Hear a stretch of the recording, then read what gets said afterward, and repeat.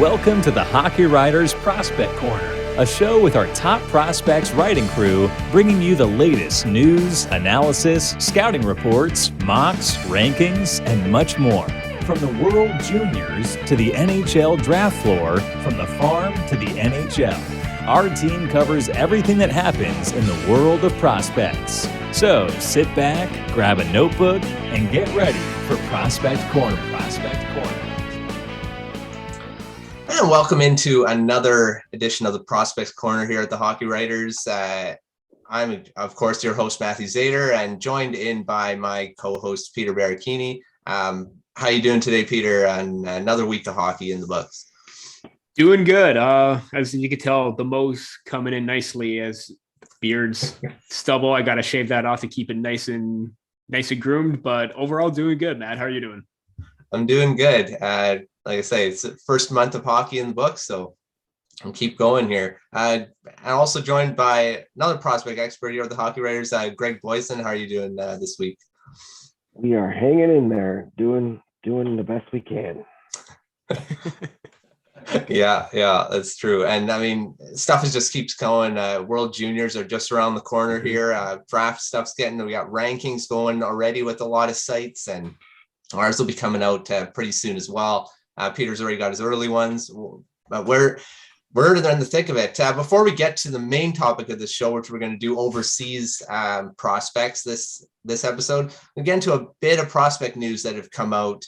That's come out here. And before we get to that, just make sure you're hitting the like button if you like this show, and checking out all the other stuff that we have on the YouTube channel as well.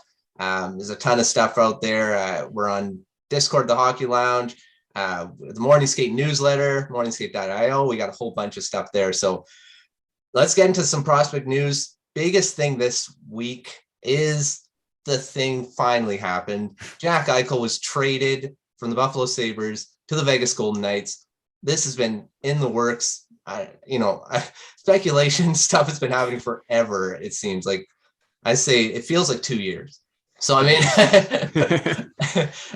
so he was traded to the Golden Knights for a package that included some draft picks, Alex Tuch, and top prospect Peyton Krebs. We'll talk a bit about Krebs. Just a quick thing. Greg, what do you think about this trade? I mean, Peyton Krebs, the top prospect on the Knights. I mean, they keep trading away their top prospects, it seems. But what do you think of the deal? What is he going to bring to the Buffalo Sabres in the future? Well, I mean, he's bringing in a dynamic player. There's no doubt about that. My issues with him, with Buffalo, is Krebs is going to be his best. He's a playmaker. He's an assist guy. Yeah, he can score goals, but he's at best when he's setting up his teammates. And I don't know if this current roster has that goal scorer he needs to be paired with to excel at. Maybe a Jeff Skinner, maybe not. But right now you look at that roster and you go, well, I think people in Buffalo may get mad at Krebs right away because he's not going to put up numbers because he doesn't have the talent around him right now. But he's definitely something they can build on.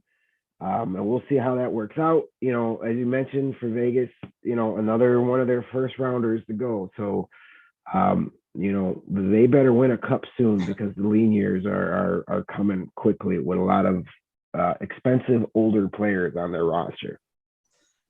Yeah, I mean, they traded Nick Suzuki first, and Cody Glass was pretty, not that long ago too, and now Krebs. I mean, they got to start building some young guys rather than keep trading away for quick fixes. It seems so. Branston too was all three of those guys. In their first three picks in that first draft are now with different organizations. Yeah. So. I understand that they're in a win now mode, and great. But at the same time, maybe something like Peyton. I mean, granted, they also needed a number one center. They didn't have one, and to give up Peyton Krebs, you're going to have to pay up. I mean, he's a bona fide two-way elite level talent, but at the same time, it's like Greg said, you got to start holding on to those picks and prospects because if down the line you got to rebuild and you got nothing in the system to come up. You got to start from square one. Yeah, and they've been to Stanley Cup final once in the in their years here. I mean, they have made the playoffs. It's just have to move past that. So, but yeah, lean years will be coming if they don't hold on to some guys. So that's that trade. But I'm just happy it's over. I mean, Jack Eichel's been in the news forever with the trade, and I mean, I'm not happy that he's in the Canucks division now, but we'll see how that all goes. Get to the next big news of this, this week is Cole Caufield. He's making us look bad again. I mean, this guy is supposed to be the Calder Trophy favorite. I mean, he's uber skilled. So, I mean, he's going to bounce back and whatever. But Montreal Canadiens sent him down to the Laval Rocket in the AHL after only 1 point in 10 games. So it's, he's got to get some confidence. Peter, go to you on this one. What do you think of the move? Do you think it's just a case of just trying to get some confidence back in his game, or is it that the Canadiens have kind of just lost maybe some confidence in him as a player? I wouldn't necessarily the Canadiens have lost confidence in him. I'm pretty sure that they still believe that he is going to turn things around. I just think maybe it's a mix of both him trying to find his game and also the Montreal Canadiens. They're just not playing well. I mean, offense is a major issue for them right now. They're ranked 27th in goals for with 27, and on a per game rate, they're 31st with only 2. And usually, obviously, a lot of big shoes to fill coming up, and they were going to rely heavily on players like Suzuki, like Caufield. I mean, you even tried to rely heavily on someone like, Josh Anderson, who really's been inconsistent at times. It's just not working out for everyone as a whole, not just Cole Caufield. But I think right now you want him to be that perennial top prospect kind of player. I think it's best to send him down, let him dominate at the AHL like he did previously in the past, and he's going to get that goal scoring touch back. There's no doubt about that. But I mean, as far as from a Canadian's perspective, it's just why waste the talent up there and then send him down. But on the flip side of things, wouldn't you want to keep him up to try and see if he can get his game back at the pro level instead of just wasting away in the minors? So I think there's arguments to both sides. I think it's the right move because then once he gains that confidence back, then once he comes up, he's going to be raring to go. But overall, I mean, that's just one micro problem from the Montreal Canadiens as a whole, because I mean, again, you want him to succeed, you want him to thrive. It's just not there. And I know that's, he like you said, he's making us look foolish right now because not just us, but a lot of other people probably picked him as the unanimous rookie of the year based on what we saw last year. And fair assessment, right? Yeah. But you know what? With what we're seeing with Raymond, Sider, and a bunch of other rookies right now that we're 1 month into the season, it's going to take a lot for him to climb that mountain back and be in that running for the award. I mean, the thing about Caufield too is and this happens with all the young guys. I mean, you kind of think is maybe it's more of yes, he's a rookie technically, but is it more of a sophomore slump type thing? I mean, teams that know what he is, know what he does. They focus on him when he's on the ice. So maybe there's a little bit of that as well. He's got to fight through that, and all young guys have to. Some guys take a while to fight through that and become, they never become an elite top line guy to fight through it. But we'll see what happens. He's still really young. So, I mean, I don't think there's any panic right now. So move to another rookie who's on a team that's doing ridiculously well, the Carolina Hurricanes. They're undefeated still, and it's, they don't need more talent on their roster, but they do have a rookie in Seth Jarvis who has started his NHL career pretty well. I mean, he's got a couple points in his first 2 games, scored his first NHL goal in their last game, and this guy was highly rated by a lot of us in the draft. Our coverage when he was drafted. He's a skilled player, and his first NHL goal was not just a dirty, greasy goal in the crease. This was a breakaway goal, great deke, and there you go. I mean, he's going to be a goal scorer for the Hurricanes, and we'll see how he progresses. I mean, I don't know if he's going to enter the Calder Trophy discussion, but 2 points in his first 2 games, good start. So. We'll see. Our managing editor Dean is probably really happy that he's doing well. So I think we're going to get A+ grades for just mentioning him. There we go. So the Hurricanes are just doing ridiculously well, and having him doing well too is just a bonus. So that's it. For final thing for Prospect News, another guy that was just sent away from the NHL, and William Eklund. sent back to the Djurgården in the SHL. So he was on the San Jose Sharks, was doing pretty well. I mean, he had great ice time, top 6 minutes. Peter, we'll go to you first. Just a quick thing on him. Do you have anything to say about Eklund? How why did they send him down? Or not down, but, away from the NHL? What do you think of his performance so far this year? I mean, it's interesting to see how everything, like, they came to that decision, because I didn't, like you said, he didn't look out of place at all. I mean, he was very confident with the puck, even from the onsets of training camp and even during the preseason. He looked phenomenal. I mean, his vision, his awareness, his ability to constantly battle.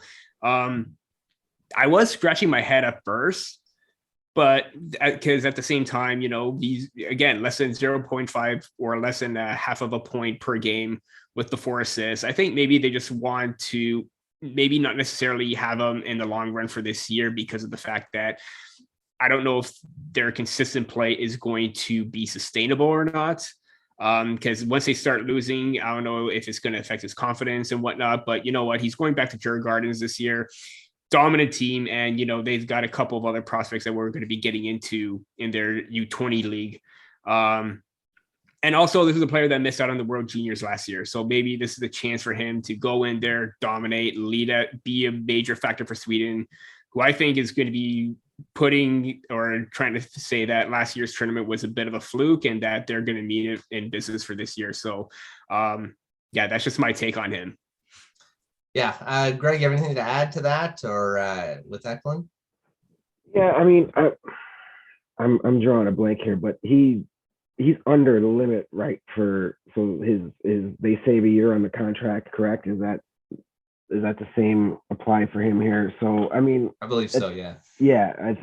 So I mean, they're in no rush at this point. So if you could save one full season on that entry level contract, knowing the type of player he's going to be, that's going to be better 2-3 years down the road for the team than it is right now. A team that, let's be realistic, while they're playing better than we probably thought they were, they're not going to be a major threat.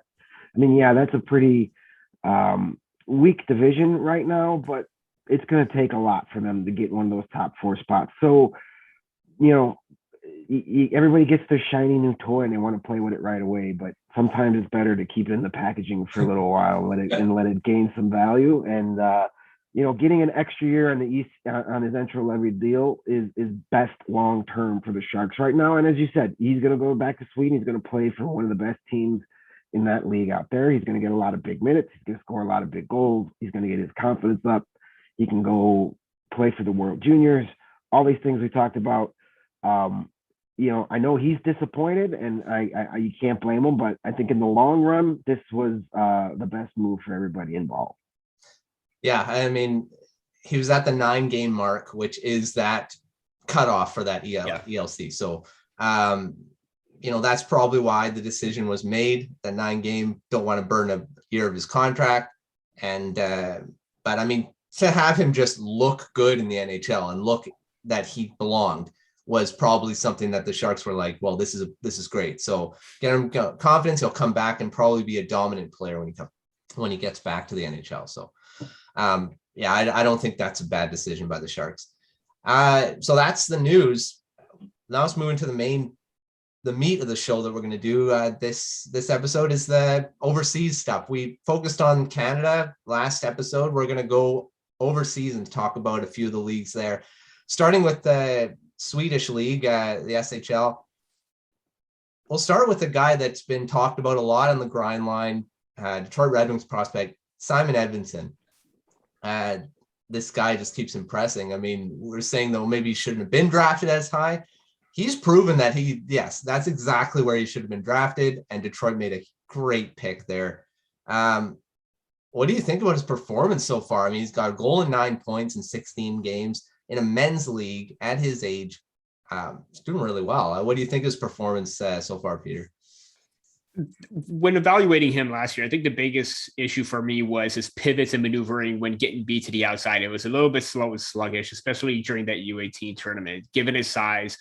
But, he was a smooth skater in transition. This is a guy who can move up. It was just that, inside out edges and footwork that maybe I think it may have put a bit damper on him and maybe would have lowered his stock because we had him outside the top 10. But again, similar to like the whole Moritz Seider selection, Steve Eiserman is making the selection look like it's a big win, and he's reaping the rewards early on. Granted, we need to see more of how he progresses early on, but he's looking great. I mean, his movements, and I think what I critiqued on before, that I'm seeing noticeable improvements in his ability to turn around, not sort of get flat-footed. His passing is on point. He's got a tremendous shot. I'm very, I mean, not necessarily saying that like I was doubting him, but as a top 10 pick, I just didn't see it at that point. But right now he is proving someone like me wrong that he deserves to be in the top 10. And honestly, if he continues to do this and he has a strong World Junior Championship, then I think it's just the sky's the limit for him and for the Detroit Red Wings. Yeah, Detroit just keeps getting good prospects. I probably don't like hearing that, Greg, in Chicago. But, do you have anything to add about Edvinsson and his performance so far this year? I'm so tired of hearing about Steve Eiserman. Like, come on. I mean, as Peter said, it's much like the Seider draft pick. A lot of people are like, well, what are we doing here? And now it's like, oh, great, they got another great defenseman.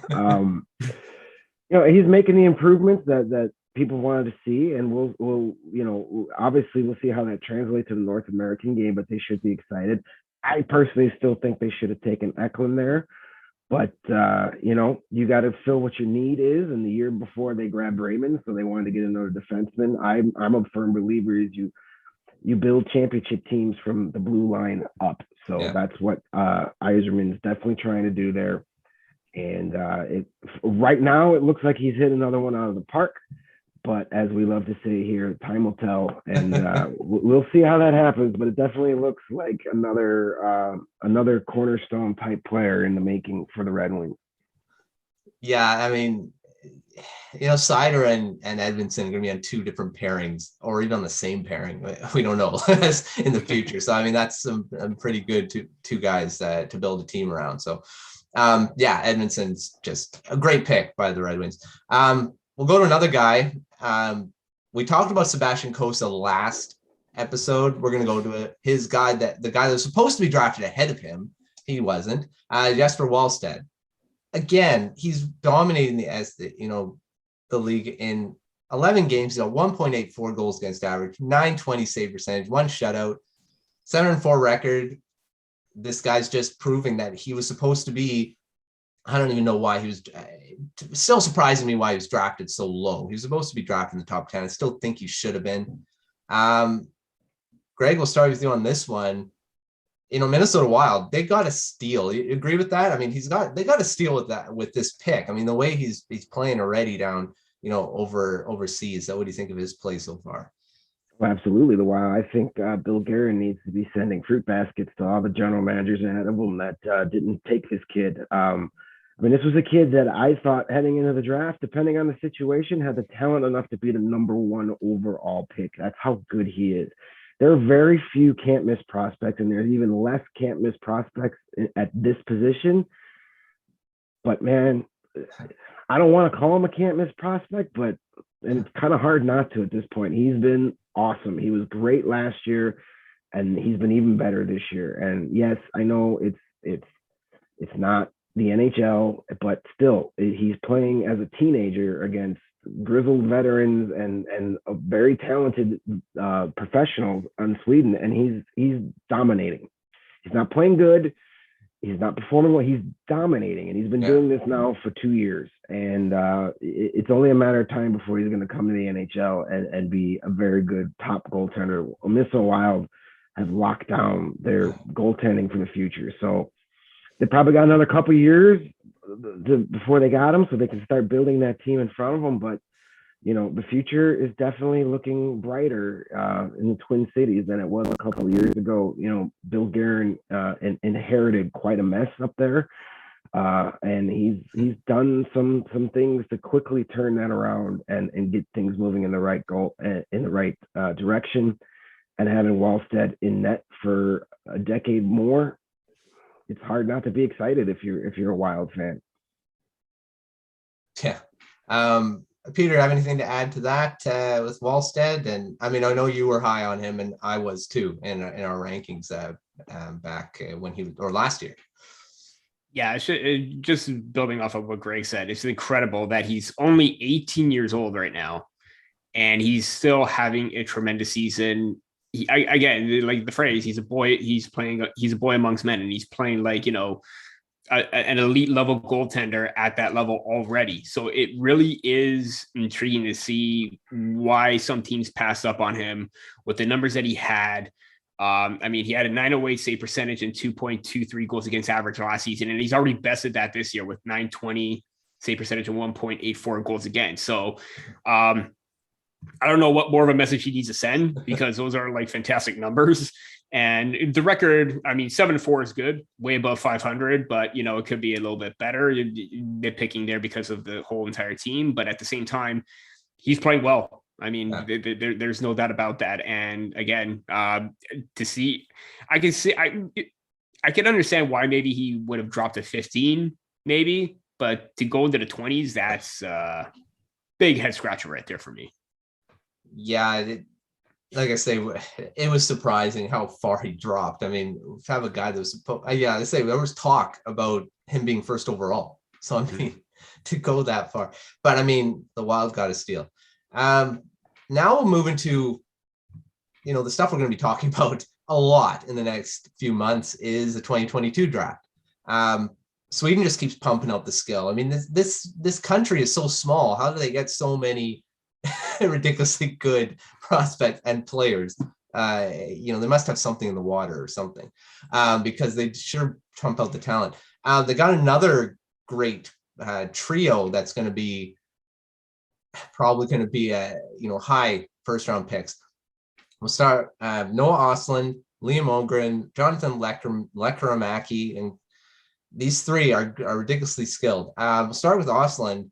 2 goals, 15 points in 10 games. He's ranked as high as 12th by Draft Prospects Hockey, which I know there's a bunch of ranks out there. They have him as high as 12th.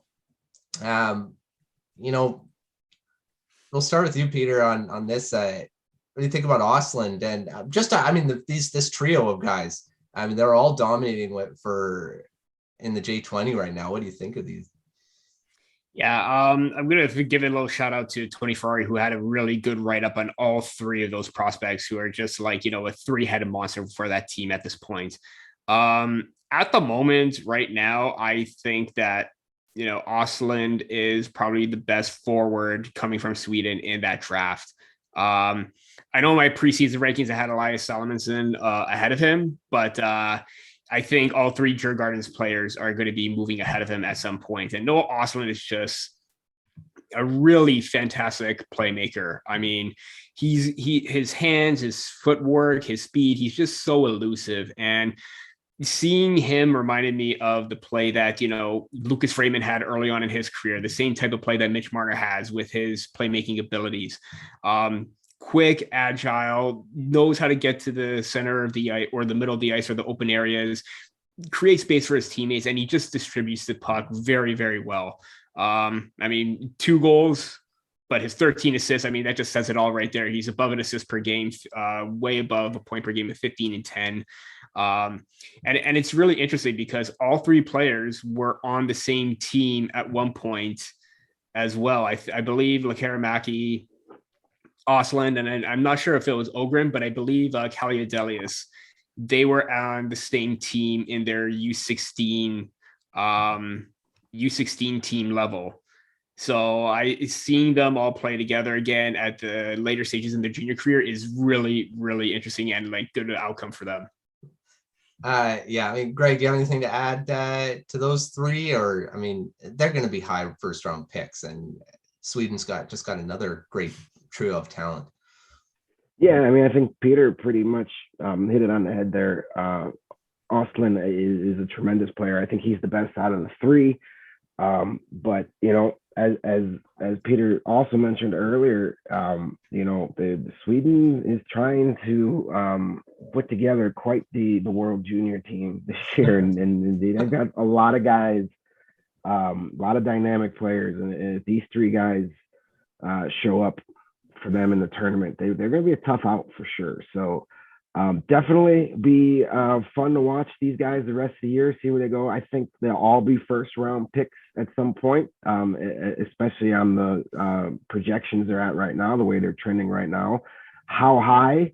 We'll see. I think Ostlund can, at this point, he's top 10 for sure, and could maybe sneak into a top 5 pick. I mean, right now it's a race to see who number 2 is behind Shane Wright, and he may throw his hat in the ring before this is all said and done. Yeah, I mean, I just want to point to Lekkerimaki. He's got 16 goals, 16 goals in 16 games. So he goal can a game, shoot the puck very well. He's going to be one to watch. And all these guys like Kallio Delius, you mentioned him too, and he's ranked to be like a second round pick, maybe borderline first. But yeah, Sweden's got more talent coming out of there, and their World Junior team is going to be one to watch. Now we'll go to the next league, Finland in the Liga. We'll start with their top prospect ranked. I mean, it's early on, Joakim Kemell. Greg, we'll start with you. Is he the best Finnish prospect? I mean, he's got 12 goals and 18 points in 16 games with JYP in the Liga. Ranked as high as 4th by Sportsnet at this point. What do you think about him and his potential? Yeah, I think right now he's the top player out of Finland. They're another team or another country that just produces young talent. I mean, we see it every year at the World Juniors. They're always, one of the tough teams, and they pride themselves on their young players. And this kid is tearing it up. As you mentioned, 12 goals, 18 points in 16 games. And that's not on a junior team. That's in the top league. That's impressive when you consider he had 22 goals in the U20 team all of last season. He's already got 12 playing in the top league this year. He's that skilled player that comes off the wing. He's a very good skater, very good stick handler, but loves to shoot and has a really good shot. So he's that weapon that can skate up the sideboards and get into the play and either distribute or just destroy your goaltender with a great shot. So, I just mentioned race for number 2 behind Wright. This is a very good candidate too right now. What he's doing at the level he's at is beyond impressive. Yeah. We'll go to, this guy's come out of, Kemell, and then you got to look at the guy that was supposed to be, he was supposed to be the 2nd overall. He's dropped off. Brad Lambert plays for the same team as well. So, you're looking at 2 guys that, scouts are watching, and they're seeing Kemell, and then you see Lambert. They're in 2 different leagues right now. Lambert's only got a goal in 3 points, 15 games. What do you think, Peter? Has he dropped? This guy he could, Atu Ratu did the similar thing, dropped all the way to the 2nd round. Do you think that could happen to Lambert because of this performance so far? Very well. Initially I had, in my preseason rankings, I had Lambert ranked, 2nd. And based on what we've seen in the past with his poise, with his speed, his high-end puck handling and mobility, he had all the makings of being a top 2, top 5 prospect. And right now with his slow start, it's very concerning. He even to the point where he wasn't even on the team's U20 list for I believe the 4 Nations Cup, but because of an injury to Kemell, you got Brad Lambert coming back into the lineup. So he has an opportunity right now. And let's hope that, he earns a roster spot for the World Juniors, because that's going to be a make or break tournament as well. You shouldn't really say that, because you shouldn't evaluate a tournament based on what a prospect's future progression. But if there's a point where he needs to stand out, it would be that tournament. And, recently he's starting to pick up a bit. There was a tweet from Cam Robinson where he displayed a really nice assist with a really nice shift that's known Brad Lambert's known to do, puck protection, using the speed in his eyes to protect the puck extremely well. And he's got up 4 points in 15 games. And side note, if you want to see a funny clip at the end of that, he, gives the bird to the opposing team because there was a late hit. So that was kind of funny. But at the same time, he really does need to pick it up. I mean, hopefully right now this is a turning point for him where maybe he needs to dial it in, because he does have the skill set to be a top 5 pick. No doubt about that. But it's just right now, if I were to put out a rankings right now, he would be outside the top 10 for me. And Joakim Kemell would be in my top 5. It's like the roles have basically reversed. And you know what? Overall plays, you can't deny that. What you're seeing is what you're going to get. Yeah. I mean, again, what we say about World Juniors, we shouldn't look at that tournament. That's a big one everyone looks at. I mean, scouts, that's a huge showcase for these guys. Some guys rise because of their performance in there, they drop. We'll see what Lambert can do, even if he does get named to the team, that is. I would still think he would be because of his skill level, but we'll see when the rosters come out. Finish this topic off on Topi Niemela, Toronto Maple Leafs prospect. He's off to a great start. Third round pick in 2020 by the Leafs, 3 goals, 16 points in 19 games with Karpat. Greg, we'll go with you on this one. What do you think about Niemela's play and his potential in the NHL eventually when he gets over here? I think, he's definitely showing some traditional center abilities. He's definitely distributing well. He's got a bunch of assists to start this year. He's just very smart with the puck. A lot of guys, especially at that age, they'll get pressured into making mistakes, and he doesn't seem to really do that. He takes really good care of the puck when he has it, and that's so huge in today's game, especially. Now, how many times do we scream at our television watching our respective teams just because an irresponsible pass and it's in your goal, it's behind your own goalie in seconds? That doesn't seem to be an issue with him, at least not at this. So that's something to really that impresses me. It's not necessarily. I mean, those are the little things I look for a lot when I'm watching young players. You can score goals, you can make great passes, but how do you play when you have the puck as an overall team game? Are you playing to serve your own stats? Are you playing to be the team player, the leader? And that's kind of what he does more. And that's what impresses me. He's a very good skater as well, and he's just a really good all-around center. He may not ever be, that Hart Trophy candidate, flashy type of guy, but he's going to be that. I think he could top out at being one of that ideal second line center that just distributes well and plays responsible hockey and does all the little things that you need to win hockey games. And I think, those are the type of players needed up there in Toronto. I don't think Peter will argue with me that you need more of those guys that do those little things correctly and make fewer mistakes on the ice. And he definitely looks like that player. Yeah. Peter, anything to add? You're the Toronto Maple Leafs expert here. What do you have anything to add on Niemela? Greg, he's not a centerman; he's a defenseman. Sorry to point that out. But no. I mean, basically, what you said about him is spot on about his decision making, his passing, and playmaking. I mean, it's so spot on. I'm not to draw comparisons, but it's what we've seen from Rasmus Sandin early on with his movement and his decision making and his ability to pass and jump into the rush.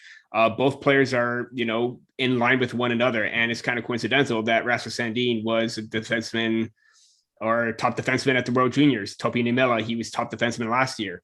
So chances are Niemela is going to be a returning player on Finland, and he's probably going to be a leader at this point. To see him and possibly maybe repeat as defenseman of the tournament is definitely not out of the question with what we're seeing early on right now. And the fact that the Maple Leafs traded their 44th overall pick down to get 59 and 64 to select Hirvonen and Niemela, it's looking like a huge win, because now the Toronto Maple Leafs, they need I'm just going to double check right now. They need a right-hand shot. Yeah. They need more right-handed shooting defensemen. Topi Niemela fits that description. It just helps out in that regard where you're not relying on one hand or one specific position or one hand or players that are all left-handed shots. You want that balance, and Niemela brings that. He brings a two-way game. I remember when they drafted him. the head scout or Brian Lilly, I believe. No, not Brian Lilly. I'm going to come back to that, but he said that Niemela had the best smarts or best defensive smarts and awareness in that whole entire draft. And to me, that's what the Maple Leafs need, and they really got a great selection there. Yeah, I agree with all what you guys both said. I mean, I liked him when they drafted him. John Lilly.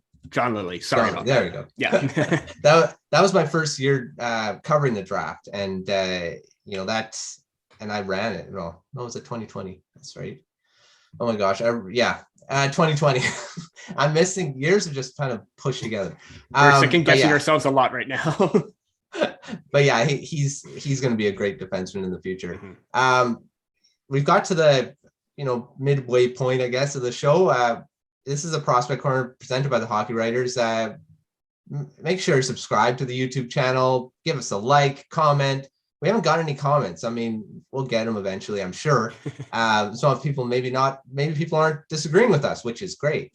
Everyone's agreeing. No one comments when they agree. So it's always better that way sometimes. Not joking. So we'll get there.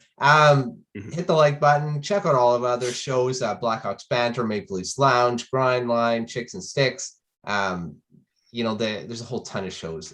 Sabres Scoop. So check them out. We have the Morning Skate newsletter. That's a great thing to open your morning with. Morningskate.io if you want to sign up there, and Discord as well. And we also have a daily download too on a bunch of teams where, a bunch of stats, recap, links, stuff like that. It's a one-stop shop for everything for the team that you're following. We have a lot of teams that are doing that right now. Just check out the website as well. There's a lot of great content on the hockeywriters.com. There's going to be more as the draft comes, and World Juniors, a ton of coverage there too. So check us out. I'm going to end the show with the last topic here is the KHL and the Russian leagues, the junior leagues down there. We'll start with Ivan Miroshnichenko. This is a horrible, I'm not going to say it right. Ivan Miroshnichenko. At the VHL level, he's supposed to be in that top 3, maybe top 2nd overall pick. Peter, we'll go to you on this. What do you think about his performance so far? He hasn't had a lot of time in the KHL, but he's in the VHL. What do you think about his performance?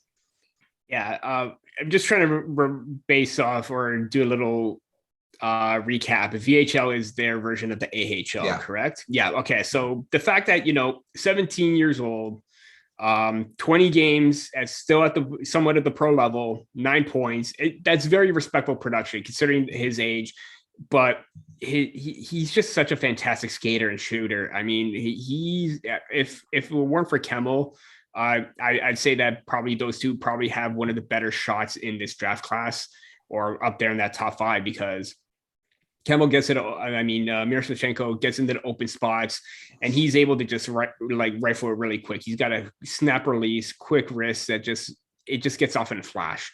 And the fact that he has this kind of production, granted, maybe I know a lot of people are going to be like, oh, well, 9 points in 20 games, that's not great. Well, considering the fact that maybe he may not be getting top 6 minutes, keep that in mind. They do like to favor the veterans more than the rookies, and I know we're going to get that to that point very soon.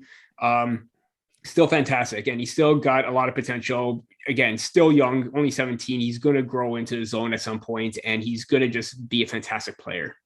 Yeah. Bob McKenzie's got him ranked 2nd right now in his rankings, and a lot of guys have him around there, and he's probably where he's going to finish. You kind of alluded it, Peter. You alluded to this. Talk about Danila Yurov. Greg, we'll go to you on this. He's not getting any minutes. I mean, he's playing the KHL. He has seen time in another league in the MHL as well, but he is, he's in the KHL, 0 points in 17 games. He's getting either he's not hitting the ice at all, or highest I saw was 3 minutes, 27 seconds. I mean, his average when I last checked was just hovering around 4 minutes per game. Do you think he's benefiting from being in this league? I mean, he should be just playing somewhere. what do you think about his ice time? Why aren't they giving him the ice time? Well, first, I'll take the minus for the last topic, but this just shows you the strength of the cold meds I'm on that I have to morphing into centers over here. But we understand, man. That's all good. Too many names, too many positions.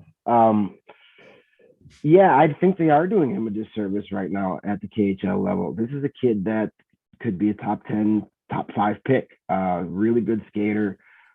He's that type of player that, you know, he's so good at reading the ice, and if you give him a little bit of open space, he's going to take advantage of it. You know, he's got good strength. He's a good shooter. I really think they are doing him a disservice right now, because I mean, you think, hey, this guy could be top 5, top 10, and you look, it's like, wait, no points in 17 games. Like, this guy's a bum. Well, this is the problem when you're talking about European prospects, especially in Russia. If they're playing in that top league, it is so hard for them to get minutes, especially at that age. This is why I'm kind of surprised they've gotten him playing at that level at age 17. He should be down, you know, in the VHL, the MHL, where we could play big minutes and learn. Because how is he progressing? Yeah, you know, basically being a spectator. You know, it's not fair to him. You know, obviously, you know, you don't get a lot of stuff out of that league as far as, you know, players upset or not. So I imagine he can't be too happy. Sure, you're happy you're playing at the top level of the game in Russia, but you're not playing. You're essentially, you know, a glorified water boy at this point, and that's not fair to him. But it hasn't really turned, you know, scouts off on him. He's still got first round ability, and he'll still be a good pick. But I really think they should get him down a level so he can start playing. And, you know, I would imagine he's going to be on the World Junior team. So maybe that will be it. That's going to be his breakout to where, you know, he shows up to that tournament and then just goes off and tells everybody, yeah, I'm better than my stats say. So he'll be one to watch here in another month and a half. Yeah. By comparison, he has 12 points in 6 games at the NHL level. Yeah. So the fact that they just wasted him in 17 games, that's just, I mean, he's dominating the junior level, not playing in the pro level, maybe put him in that middle level where he will be the best for everybody involved. Absolutely. Yeah. I've never, all my experience with Pud Coles and it just reminded me. To me that. So I mean, the KHL is just notorious for doing this. I mean, they just don't give young guys the minutes. They always, with their veterans, they love playing those guys. I mean, they want to win. I get that, but some of these young guys can give you a chance to win as well. I mean, come on. So I mean, that's just how it is, and that's what scouts look. You know, the scouts know this. They know that the KHL doesn't give them a lot of opportunity. You got to see when they are playing and see their skills there, and talk to other guys as well. So he'll still be drafted high, and there's no chance that he won't. So so I mean, we'll talk a whole ton more about the Russian leagues in the future. And all these leagues, we'll keep kind of updating that and talking about the prospects as we go here. So we'll finish off our show, as we always are going to do here, is with our prospects of the week.